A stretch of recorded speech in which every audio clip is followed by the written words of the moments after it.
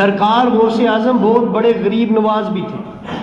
خواجہ غریب نواز جو ہے نا معین الدین چشتی اجمیری رحمۃ اللہ تعالیٰ علیہ، یہ پہلی مرتبہ جب غوث اعظم سے ملاقات کے لیے گئے، اس وقت سرکار غوث اعظم ایک گاؤں میں تھے، اس گاؤں کا نام جیل تھا.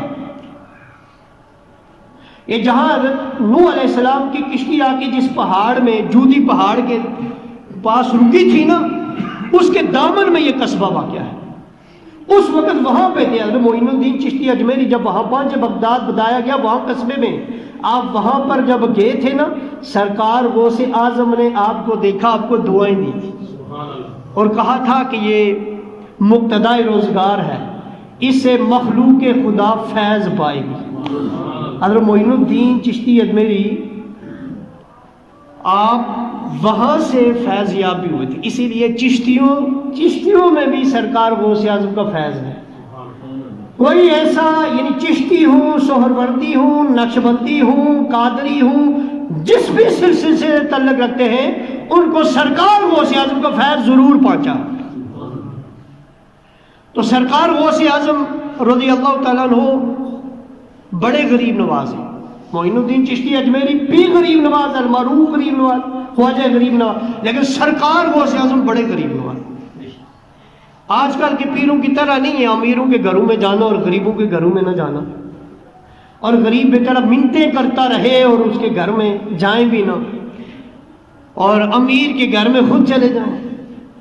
امیر کا سر درد بھی ہو تو دیکھنے کے لیے چلا جائے، اور غریب کی ماں بھی مر جائے تو نہ جائے، جنازہ پڑھانے کے لیے بھی نہ جائیں. ایسے پیر نہیں تھے.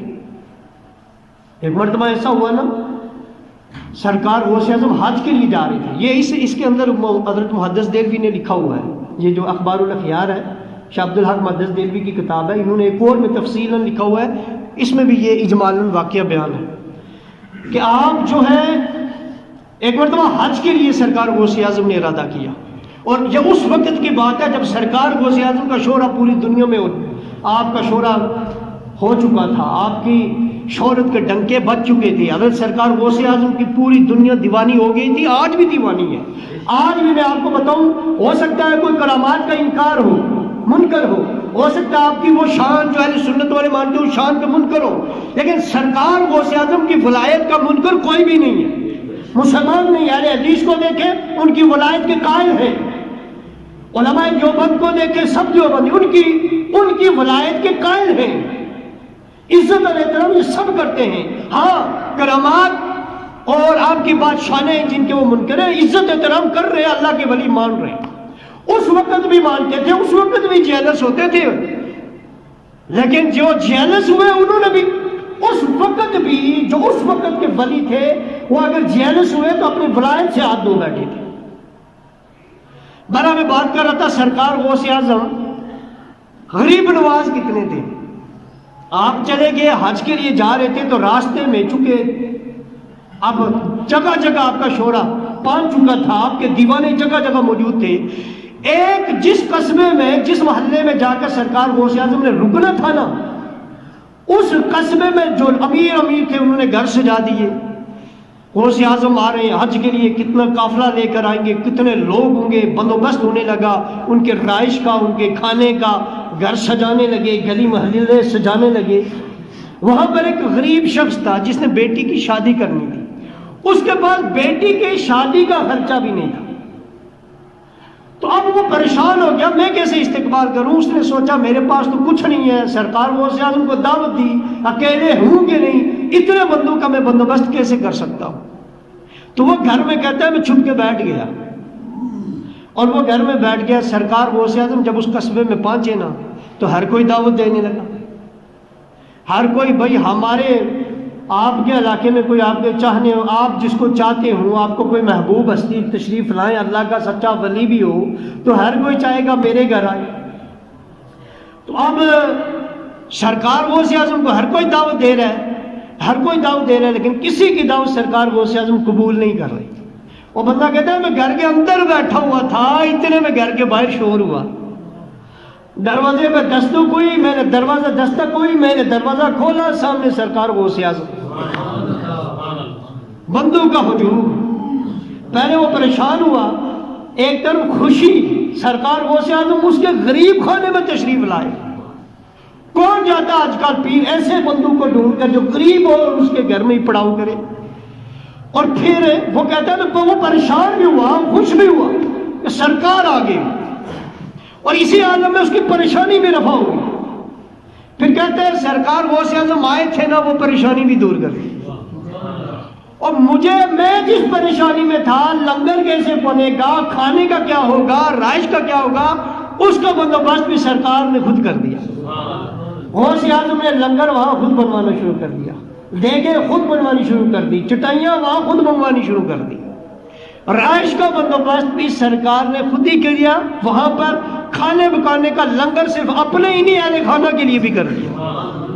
پھر اس کے بعد ہوا کیا ہے، اس کو حضور غوث اعظم آئے ہوئے تھے، دنیا چاہنے والے تھی، دنیا آپ کی بارگاہ میں قیمتی تحفے پیش کرتی۔ اب یہ بھی سنیں، حضور کے فیض نہیں ہے، میرے پاک نبی کو لوگوں نے کتنے تحفے دیے، نبی پاک نے کبھی ریجیکٹ نہیں کیے اور کبھی رکھے بھی نہیں، قبول کیے، لیے، لیکن پھر بانٹ دیے۔ حضور کبھی بھی، یہ اللہ کے ولیوں کی شان ہوتی ہے کہ وہ اگر تحفے قبول کرتے ہیں تو اپنے لیے نہیں قبول کرتے، اپنے غریب جو ان کے ماننے والے ہوتے ہیں ان میں تقسیم کر دیتے ہیں۔ سرکار غوث اعظم حضور علیہ الصلوۃ والسلام کا فیض یہ جود و سخا میں بھی دیکھے، لوگوں نے آپ کو قیمتی تحفے دیے، کوئی کپڑے لا رہا ہے، کوئی کچھ لا رہا ہے، کوئی اشرفیاں لا رہا ہے، آپ کی خدمت میں پیش کر رہا ہے، وہ جو بھی آ رہا ہے غوث اعظم بوڑھے کو دے رہے ہیں، اندر رکھو اندر رکھو اندر رکھو۔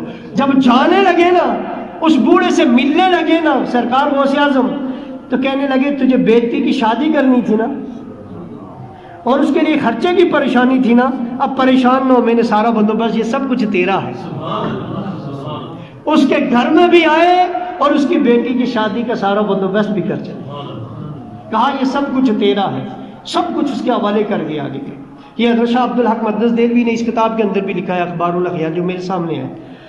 اور ایک مرتبہ ایسا ہوا، آخری واقعہ سن لیں شارٹ میں، سرکار غوث اعظم دریائے دجلہ کے کنارے گئے نا، وہاں ایک بندہ رو رہا تھا، اس سے پوچھا وجہ کیا ہے، کیوں رو رہا ہے؟ اس نے کہا میں اس لیے رو رہا ہوں کہ میں کشتی میں بیٹھا تھا، یہ جو ملا تھا جو، یہ میرا جاننے والا ہے، میرے گاؤں کا ہے، یہ مجھے جانتا ہے، میں بہت غریب ہوں، تو میں اس کی کشتی میں بیٹھ گیا، میرے پاس کچھ بھی نہیں تھا، یعنی کرایہ نہیں تھا، تو میں بیٹھا، تو اس نے جب سب سے کرایہ لیا مجھ سے مانگنے لگا، میں نے کہا مجھ پہ تیرا قرضہ ہے، میں دے دوں گا، تو جانتا ہے مجھے اچھی طرح سے، میں غریب ہوں، میرے پاس مال نہیں ہے، تو مجھے ابھی معاف کر دے، مجھے پار تک پہنچا دے، میں نے بہت ضروری جانا ہے، تو مجھے ابھی ادارہ لے چلے۔ تو سرکار غوث اعظم سے کہتا ہے سرکار اس نے مجھے لوگوں کے سامنے بے عزت کیا کہ تم ہمیشہ ہی مفت ہو آ جاتے ہو، نکلو، اور میری اپنی کشتی سے مجھے لوگوں کے سامنے ذلیل کر کے اتار دیا۔ یہ حالت یہ دیکھیں، آج کل بھی ہمارے یہاں بعض اوقات ایسا ہوتا ہے کہ ہم بندے کی مجبوری نہیں دیکھتے، اور پہلے اس کو ذلیل کر لیتے ہیں، پھر دیتے بھی ہیں لیکن اچھا خاصا ذلیل کر کے دیتے ہیں۔ یہ بات نہیں، اگر کسی کو ہٹا کٹا دیکھتے ہیں اور اس کو آپ نصیحت کرتے ہیں کہ بھائی کمایا کر، تو نبی پاک نے بھی ایسا کیا ہے۔ نبی پاک نے ایک شخص کو آیا تھا حضور کی بارگاہ میں، حضور نے کیا کہا تھا، تیرے پاس کیا ہے؟ اس نے کہا گلاڑا، تو پھر حضور نے اسے نصیحت کی تھی لکڑیاں کاٹ اور بیچ۔ تو یہ تو ہے کہ کوئی پیشہ ور نہ بن جائے، لیکن یہ ہے کہ ذلیل اور خوار کرنا نہیں ہے، اس کی توہین کرنا نہیں ہے، اس کی عزت اور احترام سے اگر سمجھائیں بھی، عزت اور احترام سے۔ سرکار غوث اعظم نے جب یہ سنا نا کہ اس بندے نے اس کو ذلیل کیا، کشتی سے اتارا، سرکار غوث اعظم گھر سے اشرفیوں کی تھیلیاں اٹھا کے لائے۔ اتنے میں وہ بندہ بھی کشتی واپس لے کر پہنچ گیا تھا، اس بندے کو لے کر سرکار غوث اعظم الگ ہو گئے، اور الگ جا کے کونے میں اسے کہتے ایک جگہ پہ الگ جا کر اسے کہتے یہ پکڑ 100 اشرفیاں، 100 درہم یا دینار کچھ دیے اس کو، کہتے ہیں یہ پکڑ، اور اس کے بعد تیری کشتی میں جو بھی غریب بیٹھے گا نا، تو اس کو اگر اس کے پاس کرایہ نہیں ہوگا تو عبد القادر کے حصے میں سے اس کا کرایہ پورا کرنا، اور جب یہ ختم ہو جائیں گے پھر میرے پاس آنا اور لے جانا، پر کسی غریب کو کشتی سے ذلیل کر کے نہ اتار۔ یہ تھے غریب نواز سرکار محی الدین، سرکار غوث اعظم رضی اللہ تعالیٰ عنہ۔ ہاں، اس طرح کی کرامتیں ہمیں بیان کرنی چاہیے جو حضور کی سنت پر ہے۔ بڑی بڑی کرامت سرکار غوث اعظم حضور کی امت میں ایسے ولی گزرے جن کی سراپا زندگی ہی کرامت ہے. جس طرح آقا کریم کی سراپا زندگی معجزات ہے، اسی کا فیض ہے، اسی کا ذل ہے. امام احمد رضا فاضل بریلوی کہتے ہیں سرکار غوث اعظم کہ ان کی سراپا زندگی ہی کرامات سے بھری ہوئی ہے، جس کا لوگ انکار بھی کرتے ہیں. لیکن ہمارے بھی بعد بے تکیوں سے اپنے پاس سے جن کا کوئی سر پیر نہیں ہوتا ایسی کرامتیں بھی سرکار غوث اعظم کی طرف کر لیتے ہیں. تو اللہ تعالی ہمیں ان کی سچی محبت عطا فرمائے.